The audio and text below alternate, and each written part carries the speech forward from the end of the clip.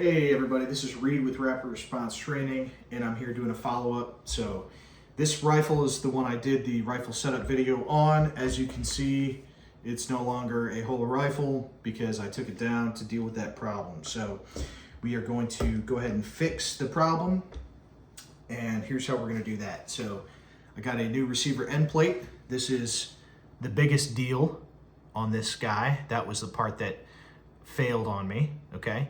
So this is from Sons of Liberty Gunworks, and I didn't need to do this. The other one would have been okay.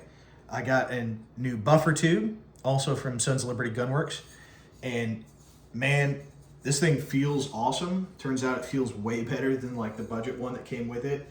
The coating is ridiculous. The threads are like, the edges are like almost sharp, if that makes sense. So it's crazy when you buy quality stuff, you know, it's quality. So got that. And then here's one of the cooler things I have is this castle nut. So I don't know how much you can see there, but it's got staking points all around. So this is a Echo Zulu castle nut from Tango Uniform, and this is a guy, an alumnus from Tactical Response, and he talked to James about AR stuff and kind of debriefed him about what could be done better, and took this away and made this castle nut. So it's pretty sweet. It comes with a guide for staking, so it kind of like holds it in place, and hopefully I can show that. I just realized that filming this might suck. And it comes with a tip to do said staking with. That's supposed to fit into an automated center punch. My automated center punch does not take different tips. But so probably what I'm going to do is start it with this, and then I will tap it in. This is like a really light small hammer. So I will go ahead and tap this one using the jig. That's going to put it in the exact right spot. So additionally, I've got all those little springs and detents that I took out are going to have to go back in. And also I have some of this Aeroshell 64 grease from Umbrella Corporation or whatever. So I think that's supposed to be a joke. I don't play video games or watch TV, so I don't really know. So to do this, I've got Armor's wrench and torque wrench. So El Cheapo Harbor Freight torque wrench. So hopefully it's good enough. So here's what we're gonna do is we are going to reinstall our little doobers here. So this is the buffer retainer, the rear takedown pin, and the spring and the detent for the rear takedown pin. So the buffer retainer is easy. Hold on, let me hold one of these things at a time.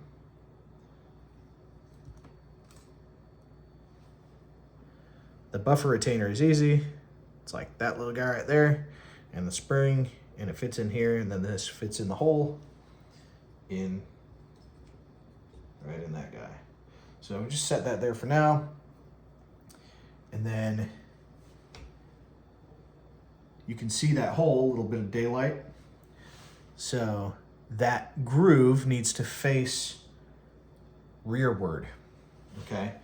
Because we're gonna have the detent and the spring in here that are gonna hold this thing in. So I'm gonna take the detent and go ahead and slide that in the little hole. And this is not an instructional video, this is just kind of entertainment.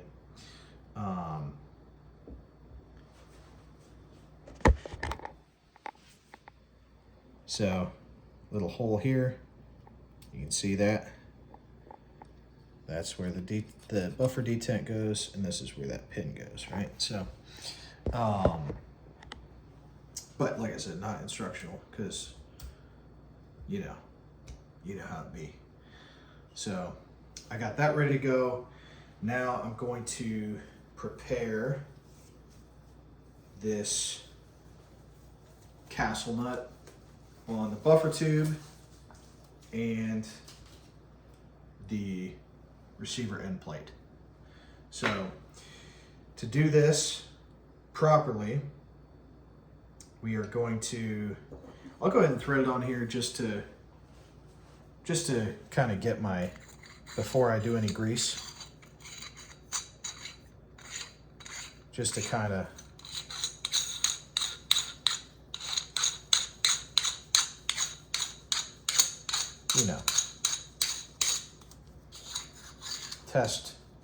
test it and make sure.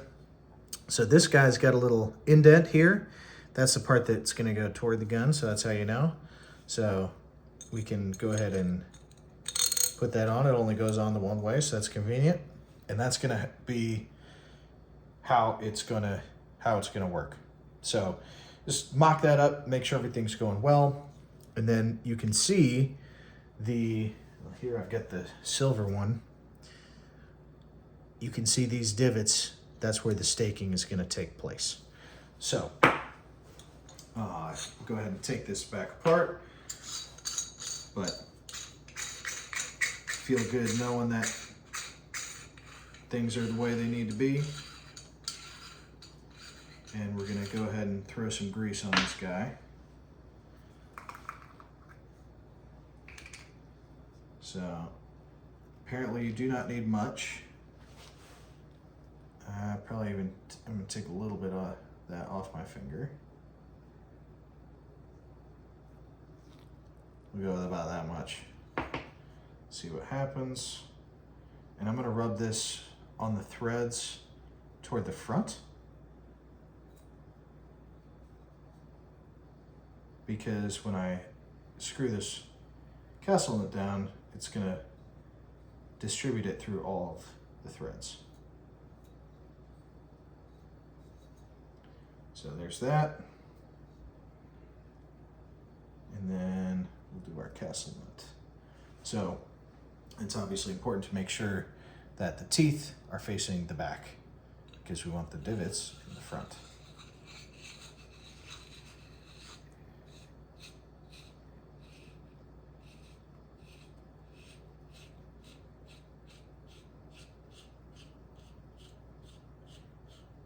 So this may even be too much grease, because it's like pushing it out of the threads and it's getting like all goopy. So, if you're doing this, maybe use less than I did. I'll grab a paper towel just so I'm not making a big mess here. I'll go ahead and do that now. All right, so we're back. So we've got this taken care of. We're gonna go ahead and throw on our receiver end plate, make sure it's facing the right direction, because we want that little indent facing in. So now we can go ahead and start screwing our buffer tube in. Once we get a little bit of the way in, we can push in our detent.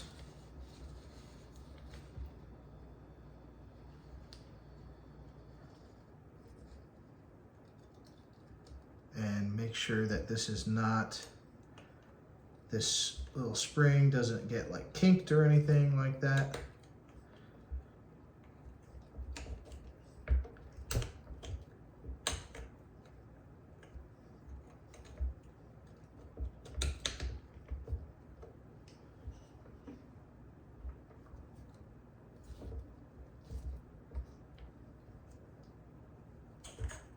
Now we can screw our castle nut back down, which will hold all this stuff in place.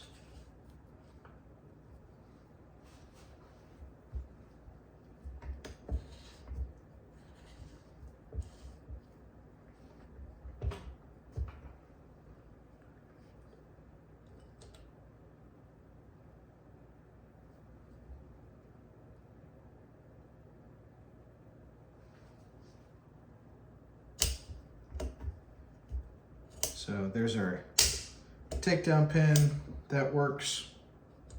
Our buffer retainer works.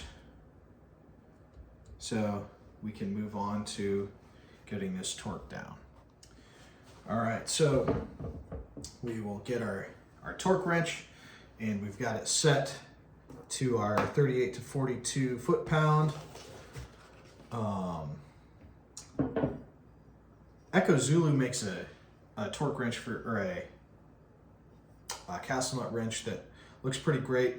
I already have this one though, so if you don't, go buy the Echo Zulu one. So we are going to go ahead and slide this on, making sure that the teeth are nice and in there where they need to be. Then we're gonna get our torque wrench going. And holding this on, go ahead and torque this down.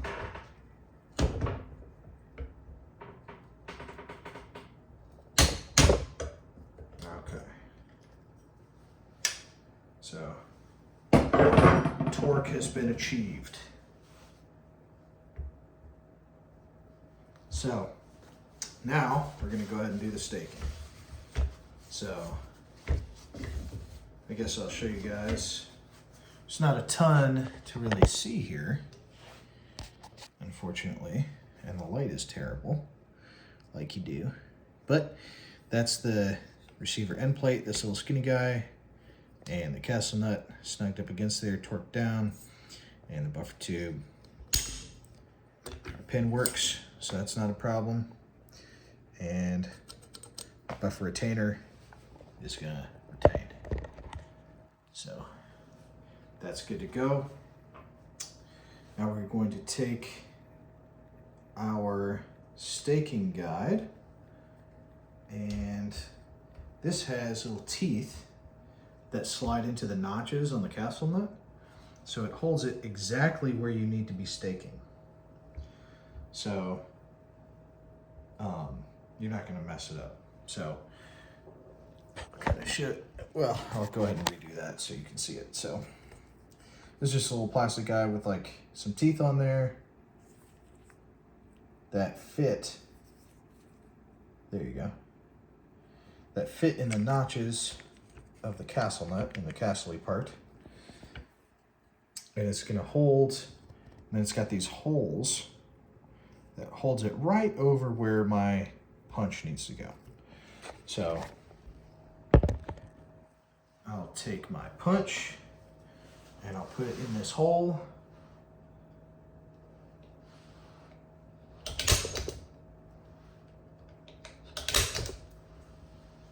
And I'll give it a couple. So that doesn't look half bad. They recommended going ahead and doing the identical process on the other side. So like the 3 and 9 o'clock. So I'm gonna go ahead and do that. Holding this in place.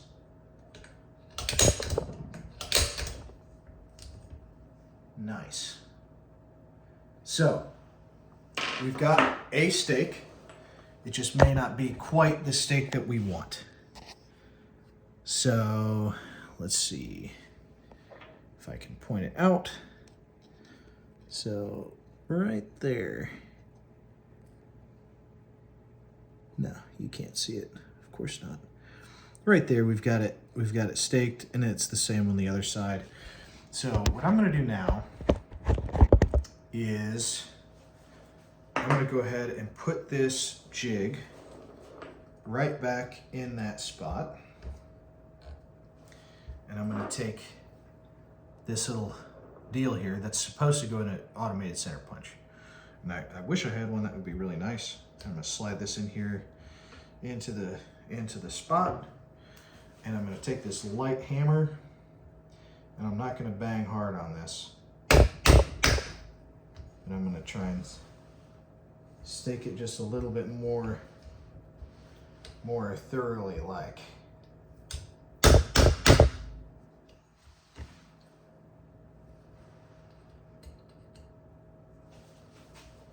And we'll try the other side.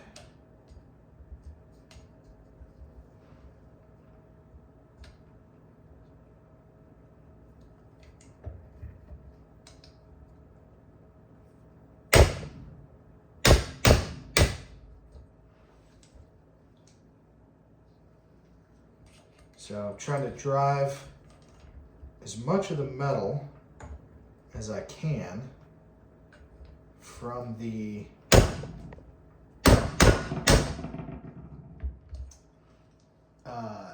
receiver end plate into the divots on this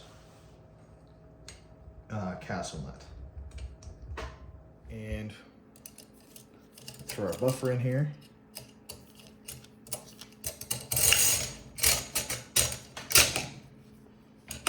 Look at that. The buffer tube retains the buffer. Crazy. And our takedown pin is retained and it takes down. Amazing. So let's go ahead and reassemble this. So there we go. We got our rifle reassembled here. We'll twist on this. Look, it's not twisting. So I'm pretty happy. So we'll take this thing out to the range. We'll function check it, but I'm pretty confident. We can do a little function check here. So bolt moves. I'm pretty happy about that. We can open it up with our takedown pin. Takedown pin is retained. Our buffer retained. And go ahead and do that again. It's working. So we will go ahead and lock this to the rear. And nothing in the mag well, nothing in the chamber, visibly and manually like you do. Looking for an empty chamber. And we will go ahead and point this in a safe direction. Go ahead and press the trigger. Safety works. Take the safety off. Press the trigger, trigger works. We'll go ahead and press the trigger again. Pin it to the rear. Run the bolt. Trigger reset works. And safety works again. So we got a little function check going on there. Pretty happy. So it's easy to do. Hopefully we don't have any more problems and I just have a much more reliable rifle here. But Sons of Liberty Gun Works for the buffer tube, for the or slash receiver extension, for the receiver end plate, and then Echo Zulu castle nut. Use some of this grease. This is from Umbrella Corp. Got Echo Zulu. But anyway, yeah. Use, like, if you're gonna depend your life on stuff or potentially depend on stuff, use real tools, okay, guys? And I know I didn't do that totally properly with the center punch thing, but it does give you instructions for what to do if you don't have that replaceable tip. So, armorer's wrench, you can have one of these big multi things. I think the only thing I've ever used on here is the castle nut wrench. So it'd probably just be better to get this one. It'd be cheaper. And if you're not going to do muzzle devices and barrel nuts and forearms and all that stuff, I don't know if you really need that. But you need some sort of a, some tools. Definitely torque wrench and a vise, and like I said in the other video, this Magpul block, vise block, is for sure invaluable. So that's the video. Do gear inspections, guys. Use your stuff and inspect it to make sure it's working, or be able to find out what's not working if it's not working, and do some learning and be able to do some preventative maintenance on your gear. Take care of it so we can take care of you. Don't be weird.